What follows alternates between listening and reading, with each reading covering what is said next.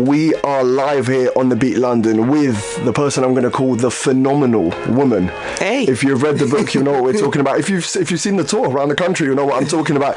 The MP for Brent Central, one of the most storied lives after reading the book that I've ever seen. Miss Dawn Butler, how are you? Hey, Karim, I'm good, not too bad. Nice to be here at The Beat, love it. Do you know what? I'm being told stories by Errol that you have been at The Beat a long time before, even in the noughties as well, when it used to be called Bang. Yeah, Bang FM. Yeah, back in the day, it was good, man. So and it's nice to see that it's still upbeat. I see what you're doing. You know, there's there. And lots of young people here, just the dynamics here, really good. You do a great job. Well done. Thank you very much. Thank you very much. It's nice seeing you back. And apparently, again, Errol said you were integral in kind of the early days of this place. So that was fantastic stuff. I'm going to draw you straight away to the beginning of your book, because we're here to talk about your book and your life, but they kind of merge together, right? So one of the quotes which I pulled out from the book, it's in the middle of the book. If I was to wake up one morning and not recognise myself, that would really hurt me. Okay, yeah. This touched me in the book, and I think integrity and standing up for what you believe in seems to be a theme running through the book and throughout your entire life. And I think it's something your late great father instilled in you from an early age, as the understanding that I got. Yeah. And immediately in A Purposeful Life, in the introduction, you recall this integrity in the House of Commons in 2021, when you were calling out ex-PM Boris Johnson for his lies during the pandemic, and you were subsequently thrown out for, and what I'm going to really emphasise here in quotation marks, unparliamentary language. Now, I personally thought you were quite brave and bold to do this in Parliament, because you clearly would have known the ramifications of everything that was going on. But 2 years on, after kind of a lack of initial support from MPs, even within your own party, do your peers appreciate your parliamentary sacrifice that day? I'm not sure, to be honest, if they appreciate it, because it's almost like they want to forget that I stood up and called him out as a liar, because now everybody's calling him a liar. So, and it's quite an interesting dynamic, like you stand up, you call Boris Johnson, and you're right, I know that it is unparliamentary language, but also calling somebody a traitor is unparliamentary language. And during Brexit, how many times did they call people a traitor in the House of Commons? So, like in society in general, when the rules suit them, they enforce the rules. And when they don't want to, they ignore the rules. And so it wasn't easy, and actually I was nervous, if I'm honest. I was kind of shaking a little bit. I rewatched the video on YouTube yesterday, and you could see there's a tremble in your voice at the beginning, but then I think as it went on and you were asked again and again by the chair, you got stronger, and you know what, you did laugh. Exactly. I know what I came in here for. Exactly. I wavered a bit. Should I or shouldn't I? And then I thought, no, this is the truth. I'm telling the truth, and I don't know why we have to pretend that Boris Johnson is telling the truth when he's lying. I don't know why we have to pretend that the rules are good, because it's bad for our democracy. It's not what we teach people at school. It's not what you teach your kids, your children. So why should we teach that in our democracy, to say, oh, you can lie and get away with it? I think, and it's strange, I think for me even, and we're going to get onto this a bit later in the interview about modernisation of parliamentary language, legislation, etc. But I mean, unparliamentary language, you're arguably being factual. Not arguably, you were being factual. Exactly. And these things a couple of years on have now been proven in inquiries. And suddenly you were on the right side of history and everyone's looking back. So just to kind of neatly tie up that question, has anyone come back to you this year and kind of said, Dawn, listen, I understand what you did? No. No one? No, but they know. When they know. So they know. See it in their eyes. You can see it in their eyes. They know. But they haven't really come back and said, oh, Dawn, apologies for how you were treated or how we ignored you or the fact that we didn't support you during that time. There's none of that. It's almost like, just get on with it. I even have people sometimes on social media say, oh, you're still banging on about the fact that you call Boris Johnson a liar. And I'm thinking, but nobody else did. Nobody else made that sacrifice to call him a liar and get thrown out of Parliament. But to be honest as well, I knew, even like in the time when people were coming for me, I knew my Brent people would have my back. I knew they'd be by my side. Listen, normally in some interviews we have like glass explosions and air horn sounds. Probably not going to run them today, but no, run them. I might run one. You'll get one little glass smash. Let me not do too many of them. But I completely agree, and I think, like I said, you were on the right side of history, and you were proven to be a couple of years on. I think a lot of people knew at the time what was going on was a bit fishy, but like you said, 2 years. Yeah, it took 2 years for parliamentary wheels to turn before they said they found him guilty of being a liar, and then he resigned. So the irony was, if he didn't resign, Boris Johnson would have had to have left Parliament because of lying. I think that story speaks for itself. That story speaks for itself, to be honest. And I hope, and again, this is a theme in the book as well, you saying that you doing things like this or being brave like this will hopefully open the door for people in future to kind of step forward. You might not solve the problems within Parliament or the kind of, we're putting in quotation marks, unparliamentary language, but it will unconsciously give people the bravery to go on and do stuff like that in future. That's right. When you do whatever your efforts are to change society, it's never wasted. And you know, in the book I refer to it like trying to open a ketchup bottle. You know, you try and open it, you can't open it, it's too tight. You pass it on to somebody else, they try and by the time it gets to the fourth person, they've opened it with ease. Not because they're stronger than everybody else, but because everybody tried and helped a little bit. It's just don't let them brag at the end. Exactly. That's, you know, when someone opens their mouth, come on, man. Exactly. Look at you. Don't go to the gym. Exactly. Come on, get out of here. You cover a lot of topics in the book, like a lot, and I was actually impressed to see how much you covered in the book. But you've long pushed for police reform in this country, and you've cited many examples both from your personal life when you were younger, and I was reading the stories when you went to the house party, was it in South London with your brother versus in East London, apologies, with your brother versus the guy who was actually holding a knife, and your brother ended up getting arrested. You've given other high profile examples as well. I mean, just to give a bit of background, in the last couple of years, in 2023, the Casey report showed that the police, you said, were racist, misogynistic and homophobic. In 2022, you write in the book that the police is ultimately kind of under probation. I think you used the phrase they're under special measures, where they have to almost show a plan to address their shortcomings. And then even earlier than that, you highlighted that the police force isn't motivated by output, but it's rather motivated by statistics. And you used the example of Section 163 of the Road Traffic Act 1998. Thank you very much. Well done there, which, if I'm not mistaken, allowed people to be pulled over and you didn't have to register what the ethnicity of the driver was. 5.5 million stops every year. Which is huge, and I think Sadiq Khan trialled something for 6 months, if I'm not mistaken. I'm not sure whether it's been permanently implemented now. It is. So you're absolutely right. So, I mean, if you think about it, if you had like a dodgy police officer, right? Of course he'd want to do traffic stops because you can stop at how many people you want, whenever you want, and you don't have to record it. So can you imagine? And, you know, when I got stopped, with me and my friend got stopped in the car, and that went viral, it was like I was actually collecting the evidence to show that there's a problem. There's a problem with driving whilst black. There's a problem with just going about your daily life. So I was just collecting that evidence for myself. I didn't want to put it out there, but I was so annoyed by the attitude of the younger police officer. I was like, I'm going to put this out there for people to see. And so then the police said, okay, we will start recording the ethnicity of who they stop and why they stopped them. So very similar to stop and search on the streets.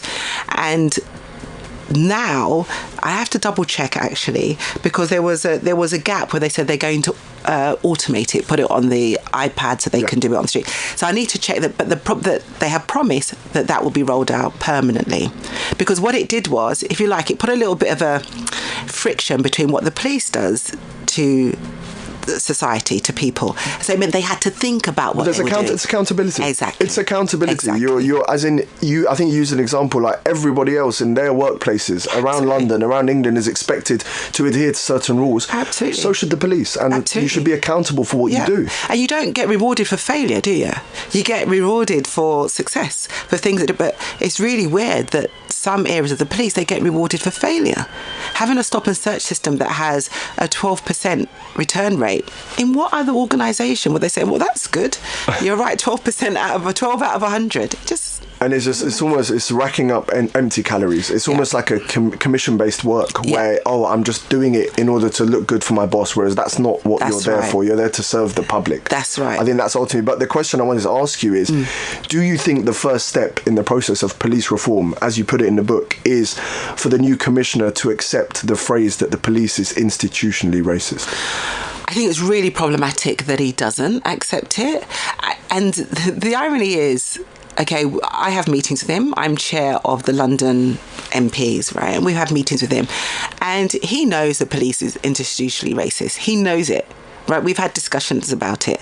So when he turned around and said he couldn't say it, we were all like, whoa, what's happening here? And he obviously got lent on by the Home Secretary. And that's problematic because our ministers, our police service is independent of government. Yeah. So that's really problematic. And so it made me question what's needed to change the police for the better. I mean, yes, there's some good things happening. There's about 1,000 police officers that are under investigation and can't even do frontline duties because they're under investigation. So that's good work. Weeding out the bad police officers is good work. But there's a lot more to be done. And accepting that the police is institutionally racist is one of those things. And I think I want to stress, and you wrote this in the book as well, you're not saying there's not good police officers. You're saying there is a structural issue which is being denied. And if you don't accept that structural issue, you're going to struggle to solve things from the top down. That's right. So as we were talking about stop and search in police cars, if you get rewarded for the number of stops, then it means that it's institutional. It means you just keep stopping everybody because you're going to get rewarded for it. You're not thinking about the quality of the stop. You're not thinking about any intelligence in that stop. And that's problematic. So that's where it's structural. I thought it was a very great and nuanced chapter, actually, the book. And I think one final thing I'll say about this topic is people don't realise, and you really emphasise this in the book, which I loved, the physical and emotional scars which it leaves with people. And you have personal stories from your brothers and yourself being stopped and searched needlessly and actually unlawfully has effects on you for the rest of your life. Absolutely. So we need to clean out this sort of stuff. And absolutely. And I think the police need to understand every time they take away somebody's liberty, they're affecting their mental health. Because they're stopping them from going about their daily job. Going to the shops to get a packet of crisps, you're going to get stopped by the police because of the colour of your skin. Going to school in your school uniform, you're going to get stopped by the police because of the colour of your skin. That has a problem on your mental health, because what happens is people begin to despise what they look like, because they're like, if I wasn't black, I wouldn't get stopped. And it's really problematic, and we have to make sure that they understand this. Listen, I definitely read the book, guys. Read the book. And we're going to plug the book every 5 to 10 minutes. It's called A Purposeful Life, written by the wonderful Dawn Butler, MP for Brent Central.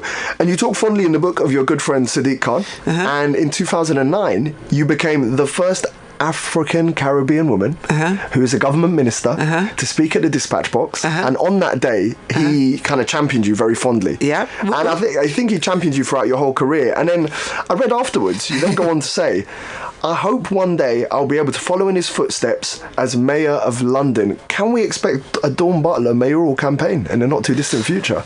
Is this the announcement here on the Big London?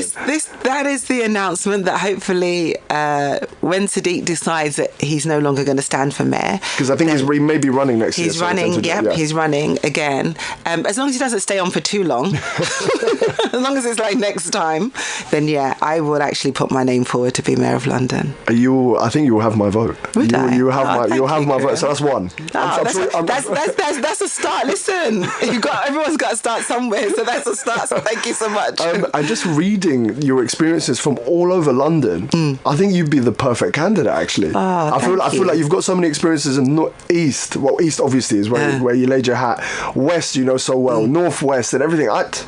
Listen, I think you'd be the perfect person to deal with the kind of multiculturalism that London offers, and to actually use that multiculturalism, because you speak so much about community in the book. Absolutely. You talk about if we have the strong community and we replicate the community you used to have as a kid in Leytonstone. in your family, if you can multiply that across the city, that's right. when you think the city will thrive. Would you agree with that? Yeah, absolutely. And that's what I want to see. You know, we are at our best when we are just getting along, integrating and accepting our differences. Do you know what I mean? Not tolerating. You don't want to tolerate somebody. You tolerate a toothache or a stomachache. You know, you want to accept people's differences. You want to just enjoy our differences because it's okay to be different. Yeah. Who wants to be the same? No one. Yeah, so it's like, so I think if we think about it from that respect, oh yeah. I think in terms of just touching on fashion, when I see someone wearing something that I wore, I get sad. And this, I have to say it's unbelievably selfish because the brand did not make one item and sell it to me. But you know when you go out to like, you know, nice restaurant, you're at a bar and you see someone wearing the trainers you're in, you're like, oh. That's right. Exactly. It feels that little bit less special, but you've got to have something strong inside you to do with that. Absolutely. And speaking of something inside so strong, you can see where I'm going with this. Oh, that's a really good segue. I'm liking it. You've put a playlist at the back of the book for people who want to listen to your music taste, but there is one track that you mentioned, and you've got 1 minute to talk about that track. And our listeners want to hear why you've selected this track to play here. So this track is kind of my go-to track. It's my anthem. It's like gets me out of, when I'm going to walk into a hostile room, it helps me. And the opening lines or bars are like, the higher they build their barriers, the taller we become. The farther they take our rights away, the faster we will run. They can deny us. They can choose to turn their face away, no matter, because there's something inside so strong. It needed one of those. I know I said I wouldn't do it again, and I was really impressed. I knew you'd know it word for word because you said it in the book. Yeah. I was not testing you, but I was intrigued, and I just knew you would. So, without much further ado, Miss Dawn Butler, would you be able to introduce the track? Everybody, please just absorb these words. Something inside so strong. Libby Sifri. Love that. We'll be back after the adverts. It is an absolute honour to still have the legendary Dawn Butler here sitting in front of me in the Beat London studio. Dawn, how are you? I'm good. Still good. I'm still good. Thank you for playing my favourite track. Come on. We might have to reload it later. I'm going to play it again during drive time today at 4 p.m. But I was going to say, of course you're good. You're on your home turf. Oh yeah. Come on, you're on a home my turf peeps. here. I wanted to ask you about your experiences in the Women's Parliamentary Labour Party, and specifically when you were chair of the PLP. And it was a riveting read in the book, but it really drew to focus the misogynoir and the kind of varying forms of feminism that you saw in Parliament and that you see to a day-to-day. But you also in the book talk about being extremely passionate about modernising parliamentary legislation and rules. To what degree do you think reforming parliamentary procedures and rules and all these kind of archaic systems will help in smoothing out equality and the fight for true equality? I think it's vital because at the moment the system is designed for a certain group of people. So Parliament was never designed for somebody like me. Do you know what I mean? A black working class woman. Parliament wasn't designed for me. It was designed for white men who, mainly lawyers back in the day, who would during the day they would do their day job and then in the evening they'll come to Parliament, smoke on cigars and make laws and legislation. That's how Parliament is designed. You know, even the chamber doesn't have any windows, you know. That's how Parliament's designed. So people like me just come in and mix it up, but it's vital. If we're ever going to get the changes, you need diversity. You need people in there that's going to mix it up a little bit.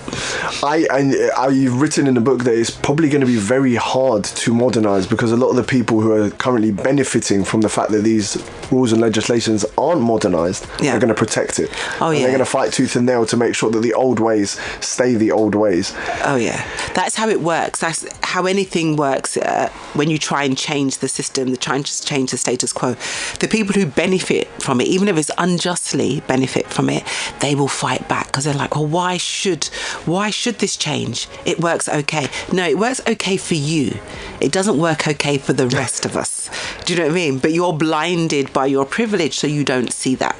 And that is why we have to keep pushing. And the hardest bit is when you start to make change, because that's when people fight back the hardest. You'll find that with the police. So if you take, for instance, the police officers that were dismissed for lying with the Ricardo and Bianca stop, you know, they set up a GoFundMe page.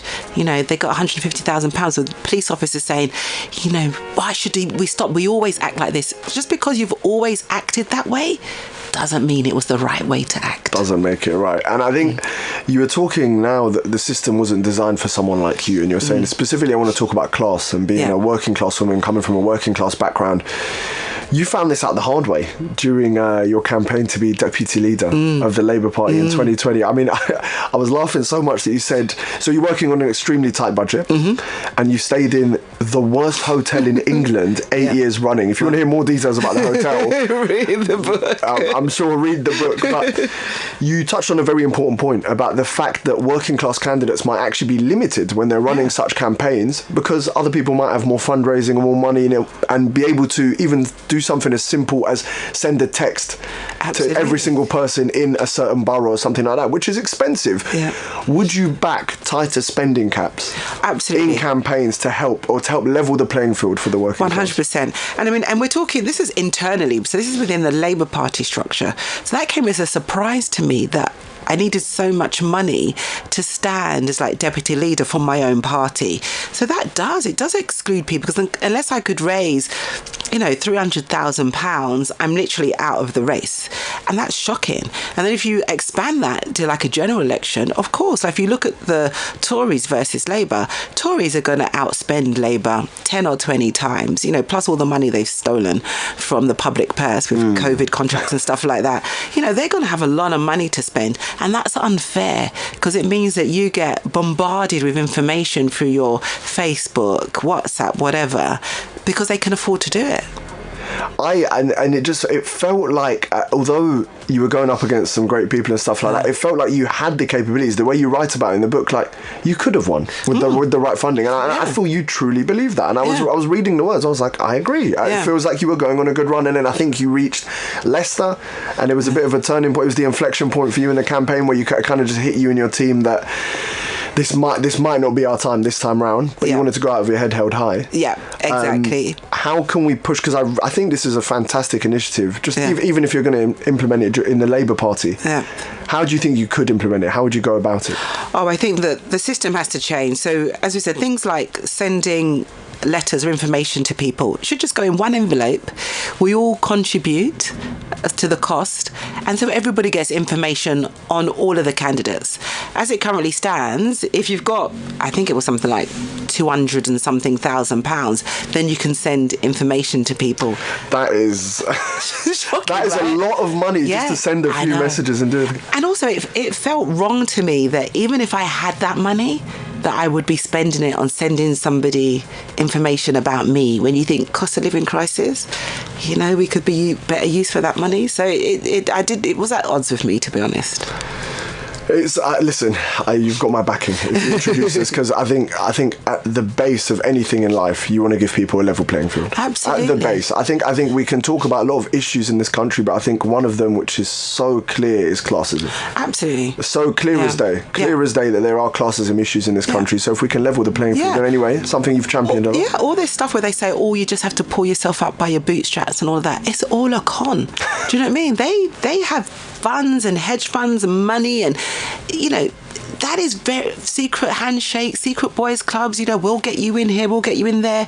So that's why we shouldn't fall for what the top 1% try to get everybody below fighting. We shouldn't be fighting against each other. We got more in common than the 1% at the very top.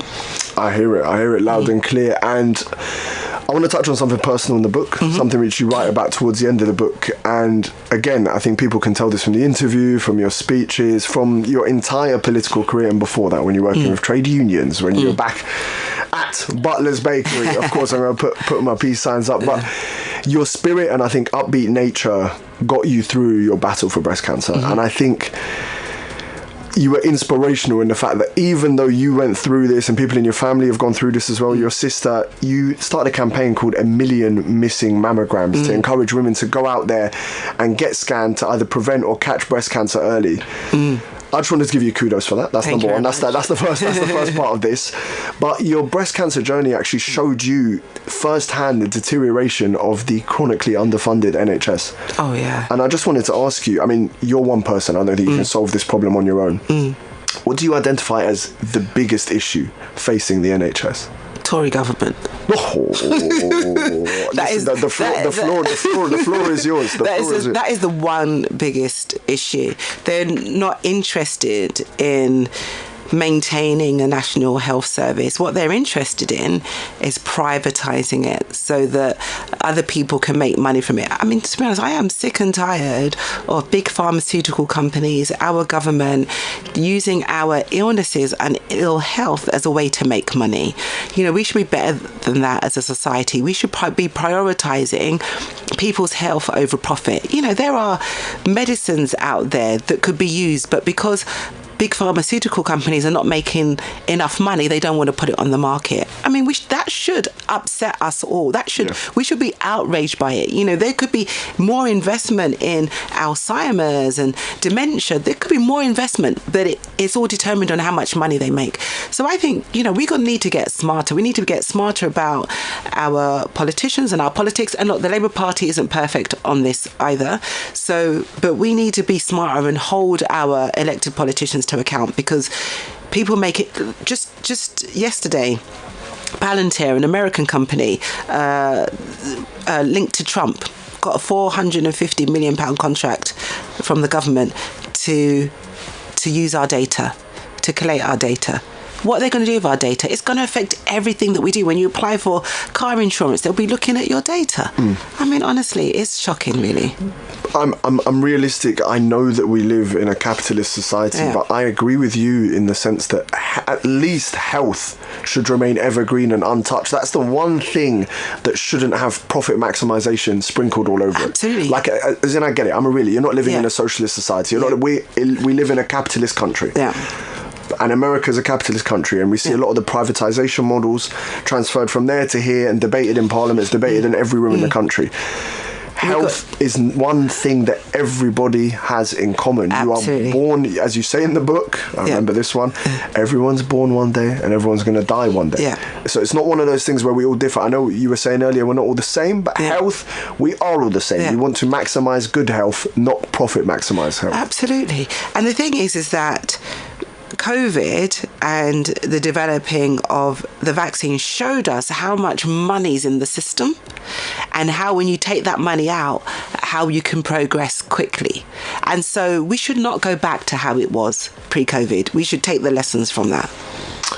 I think very wise, very wise. And you're mentioning Tory governments, you're mentioning the Labour Party. 2024 is going to be a year probably where there's going to be a general election in this country. Yep. And I wanted to get your feelings on it. What shape do you think the Labour Party are in under Keir Starmer's leadership going into this election? I think when you look at the polls, they look pretty good for the Labour Party. Like, we're consistently like 20 points ahead in the polls, which means that we will be the largest party if the general election was called. So in that respect, we're in a good place. But I think that we need to do more. As a party, we need to give people hope. We need to make people understand if they vote for a Labour Party, this is how their life will change, that they will be better off. You know, 13 years under a Tory government, people are worse off. So I just think that we need to do better as a Labour Party. We need better policies, and we need to give people something to vote for rather than just voting against the Tories. Absolutely. I was actually going to touch on that exact point, which is a lot of people are out there shouting that you're talking about better policies. A lot of people are saying that Labour may be ahead purely because of the shortcomings of the Conservative Party. And because, like you said, it's been 13 years of a Conservative government, which doesn't really have a leg to stand on anymore. There's nothing they can point at and say, we did brilliantly in. Exactly. What are some of the policies you think Labour should focus on? Well, the stuff that we just talked about around health and big pharmaceutical companies, and making sure we rein that in, and that we, as a government, invest more in life sciences and all of that stuff. So that is something that we can do. Policing is obviously something that we can reform. Education, the education policies are pretty good, that we can reform education. So all of these things we need to do more of in terms of like expanding our policies. And let's actually quickly talk about education. Let's talk about Mr. Taylor, the IT teacher who saved you from a young age. I think you, in the early chapters of the book, speaking of education, you talked of the importance of really focusing on nuanced training for teachers and being able to deal with different types of children and different types of intelligence and different types of people from different backgrounds, because if you deal with it at a grassroots level, you're going to produce a more intelligent and productive country later in life. I'm talking about people as a whole. Do you want to speak quickly about Mr. Taylor and generally about education and what Labour can do? So like at school, I was just like, I disengaged from school when I just kept being marked down on my work where I knew.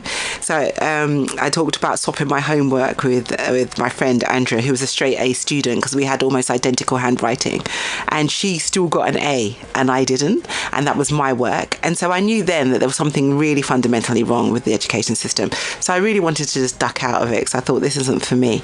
But Mr. Taylor, who was a computer teacher, basically saw my potential and said, come to my computer class, and that was it. I studied computing from then. So it just takes one teacher. And you know what, most of us, do you remember Ian Wright when he got introduced to his teacher and he took his hat off? What was his name? I can't remember his name. And my friends say, Mr. I've forgotten the name. It was moving though, right? I can't believe it's you. But it was just so much, because we've all got that one teacher who we can remember who helped us through, and that's why good teachers are invaluable. Absolutely. Big shout out to Mr. Tilbury as well. That was my your teacher. Yeah, I went to the London Oratory in West London. What did he teach? He was an English teacher. But as in, I was the classic kid, extremely intelligent, but just would not stop talking in class. Yeah. And all my reports reflected that. They were like, he's really smart, but he's an absolute pest. Yeah. And as in, he won't let anyone else learn, he's whatever. And Mr. Tilbury just kind of pulled me aside. He's like, listen, man, I believe in you. Yeah. I know what you've got, but just you need to, manage expectations. Yeah. Pick the battles, do the thing. And yeah, he was a very inspirational guy for me during sixth form, I have to say. So big shout out to Mr. Tilbury. See, I love that. I won't trash the other teachers. Other teachers who didn't believe me. Well, exactly, that's the thing, right? Those teachers said, you're never going to accomplish anything, you're never going to achieve anything, and I should lower my standards, or I should keep running, because I used to do 100 metres. They would say, you should focus more on running. And then I stopped running, because I'm I'm not going to run if you want me to run. Yeah. So, yeah. I think 30% of UK rap lyrics are always my teacher told me I never amount to nothing. Exactly. Forget UK rap. Yeah, US hip hop, everything. Every time, I think it's Young's Teflon who puts a snippet at the beginning of one of his tracks, saying something akin to that. But hey, I want to go back to some funner stuff from the book. Okay. The Harlesden community will be dismayed with you, Mrs. Dawn Butler. Okay, they're going to be dismayed. I don't think you know what I'm going to say here. I don't know what you're going to say. It's actually early on in the book. I've never eaten curried goat in my life. Oh, yeah. Okay, now, no offence to any vegetarians out there. I respect what you're doing. This is purely to the carnivores out there, the meat eaters. Are you a vegetarian yourself? No. So this makes this worse. This makes this much worse.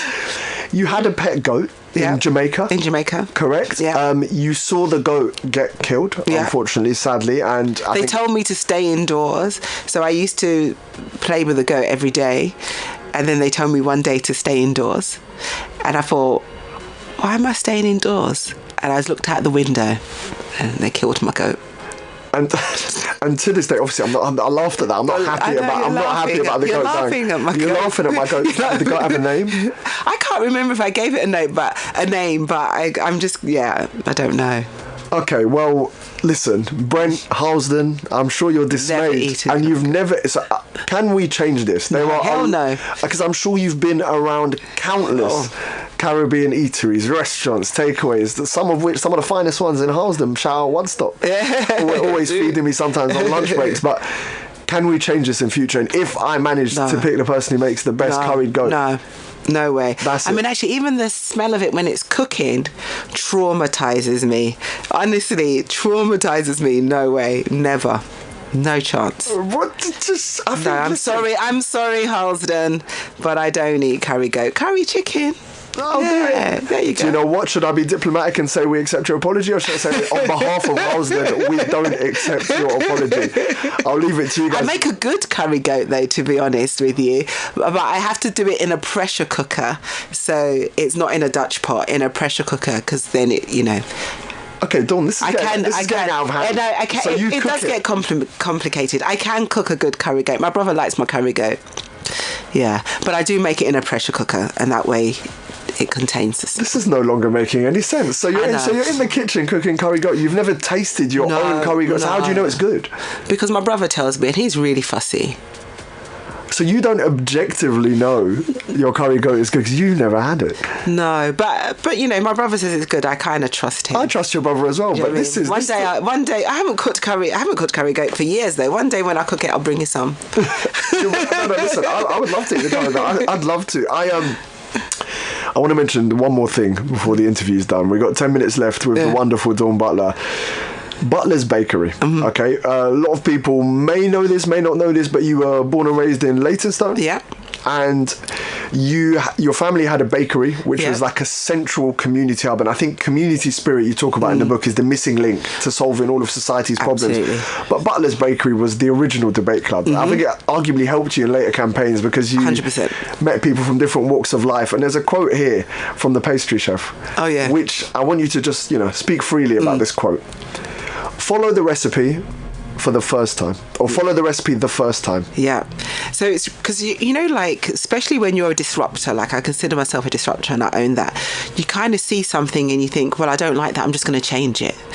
But his advice to me was always follow the recipe the first time, because then you can see why they made it that way, and then you can change it. So your changes are informed. For me, so you make something, you think, well, it's too sweet, I'll take that away. But so and it's also like understanding the system and the structure.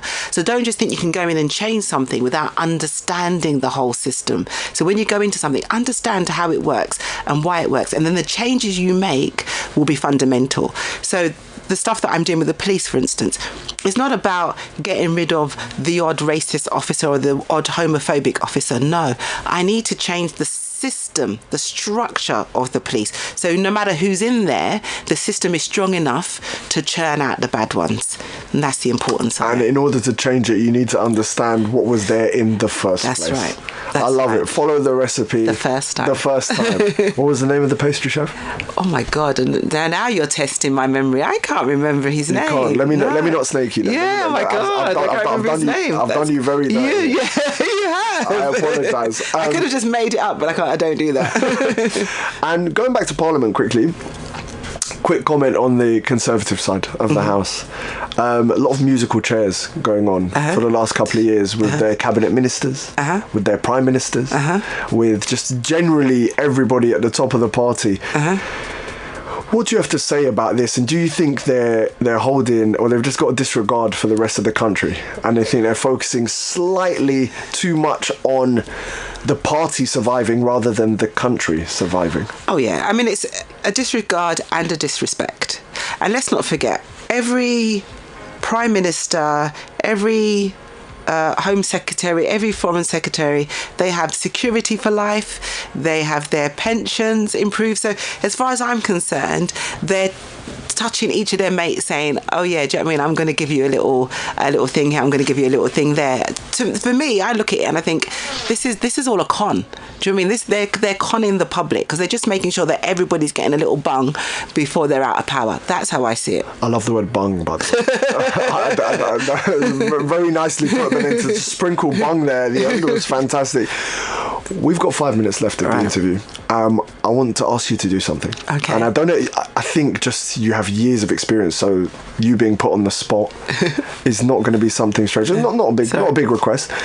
You're the MP for Brent Central. We have a lot of listeners in Brent, Harlesden, Willesden, the surrounding areas. Yeah. And you're going further and further out, by the way, because I test it sometimes when I'm in my car to see how far I can listen to beat before it cuts off. Come on now. Big shout out to the Beat London. Big shout out to Ivor, the GR station managers, Errol, of course, the original sound man. If you had a message for your constituents, okay, live on air right now, 1 minute or so, what message would you tell the constituents?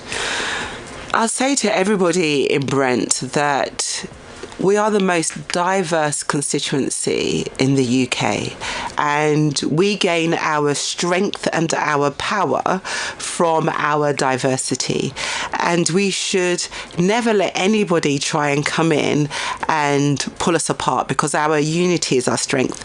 And I say to everyone in Brent, and I say to all of the young people, that there are better days ahead, to quote from a song, that there are better days ahead. So, you know, we need a village. We need a village to raise our kids. And sometimes when people talk about Brent, they do it in disparaging ways. And, you know, there's many times when, you know, I've been very annoyed and angry, and I say, you don't understand. If you come to Brent and you just walk down Harsden High Street and you say hello to people, they will say hello to you back with a smile on their face. And there's not many places around that will happen instantaneously.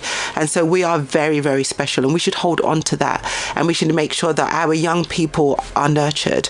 And I don't want to see any crime or destruction.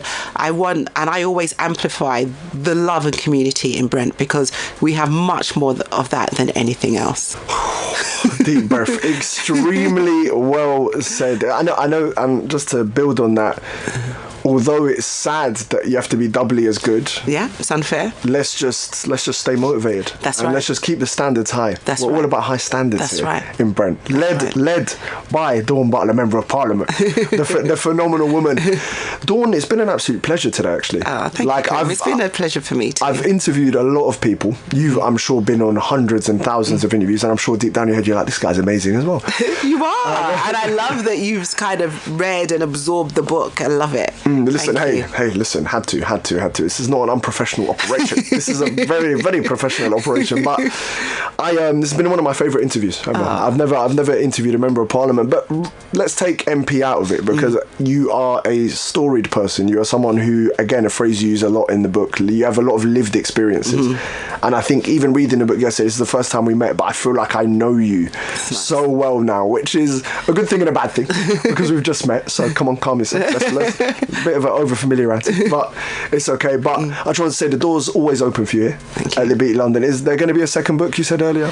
Maybe the bits that have left out when I'm no longer in Parliament, when I can spill all the tea, maybe then.